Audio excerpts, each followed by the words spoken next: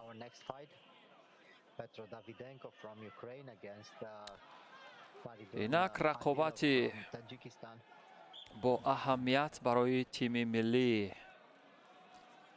سامبوی تاجیکستان، این رقابت فریدون اودیلوف ورزشگری که با لباسای کبود هست با پترو داویدنکو ورزشگری اوکراین صورت میگیرد. ورزشگری اوکراین در حرفه‌اش با جودو هم مشغول بود. در نوعهای ورزشی ترکیبی نیز بارها کوشش کرده است. ولی چون سامبوی رسمی در رقابت‌های جهانی کمتر برگزار می شود، از این رو ورزشگران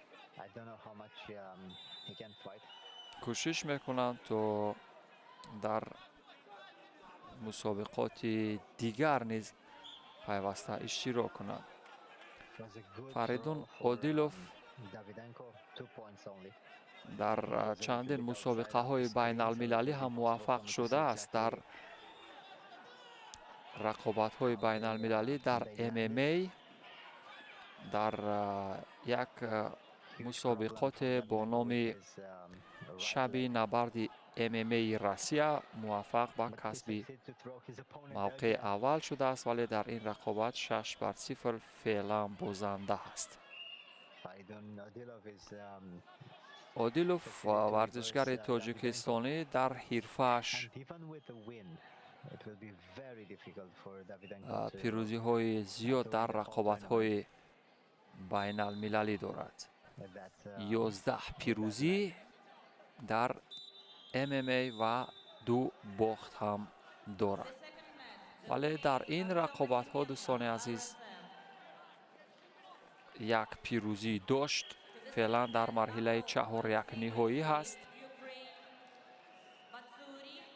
در صورت پیروزی به مرحله نیمه نهایی خواهد رسید. اکنون موقع کنترل کردن حریف از سوی فریدون و فریدون اگر به اصولهای دردناک گذرد در اینجا کارش خوبتر خواهد بود. 4 امتیاز هم میگیرد، اختلاف به 2 میرسد و فریدون هم شانس دارد برای افزودن و برابر کردن این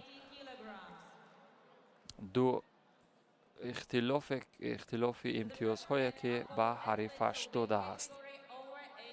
کمربند فریدون اودیلوف جا به جا گذاشته خواهد شد و پس از چند لحظه رقابت ادامه می کند. فریدون اودیلوف بر رقابت بازگشت و در عین مبارزه هم بازگشت خوبه در حرکات تاکتیکی یا فنی هم داشت. از پای حریف درگیر می شود. 2 امتیاز دیگر به همین شیوه اگر می گرفت خوبتر می شد.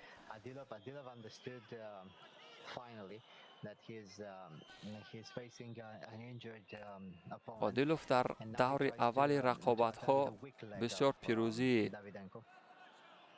خوب در مقابل حریفی از قرقیزستان به دست آورد. 8-0 حریف قرقیزستانی بکبردیف نوریسبک را از صدی راه برداشته بود در مدت 2 دقیقه و 46 ثانیه. اکنون موقع قپیدنش از پای حریف خوب است، ولی حریف میگریزد از این قسمت. و امتیاز هست یا نه؟ حریف از پای در رفتید، ولی داور میگوید چیزی نیست. فرصت خیلی زیاد هست برای اودیلوف که نتیجه رو برابر و بعدا بیافزاید.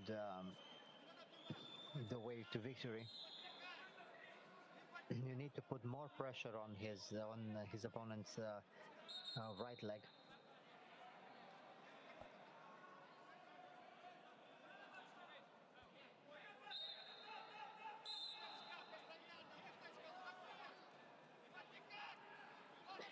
و 2 امتیاز به ورزشگر اوکراین داور کناری میدهد. ببینید در حالی که اجرا کننده اصول ورزشگر ما بود فقط در بخش کار در زمین و 1 امتیاز دیگر اختلاف به 5 میرسد. ورزشگر اوکراین پیش صف است. فریدون اودیلوف که از او ҳаводорони варзишҳои ММА ё варзишҳои размӣ, таркибӣ ё санъати муҳорибаҳои омехта ба ҳар навъе ки худи мухлисон мехоҳанд қабул кунанд, умеди зиёд доштанд.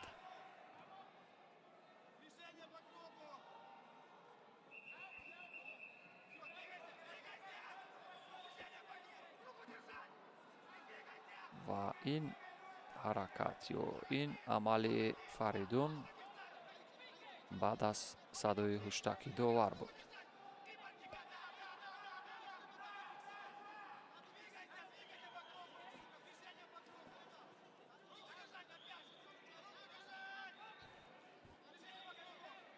нӯҳ бар чор имтиёзоте ки рӯи намулавҳа дарҷ гардидааст.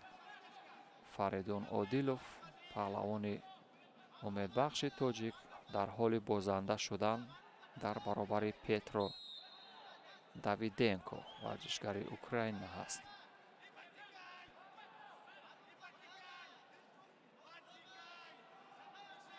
Якам осеб шояд дида бошад Фаридун. 1 дақиқаю 44 сония барои варзишгаре ки бо иқтидор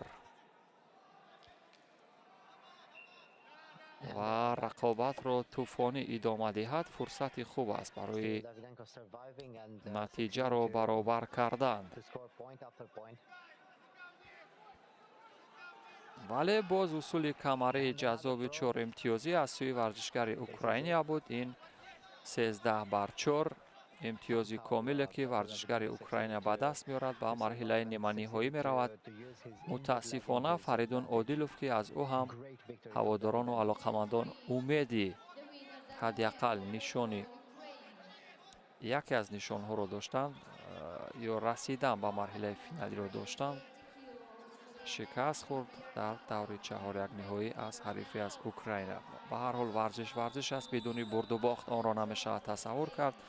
Фаридун Одилов ҳанӯз дасти ҳарифашро довар набардошта аз рақобат хориҷ мешавад. бубинед, эҳтиром ва ахлоқи варзишӣ аз ҳама чизи муҳим аст, ки инҷо боз ноэҳтиромӣ кард Фаридун. бубинед, Комроншоҳи борҳо дар саҳнаи рақобатҳои ҷаҳонӣ дар мавриди одобу ахлоқ таҷриба кардааст ва ӯ мегӯяд, ки бояд эҳтиром гузорад. бале,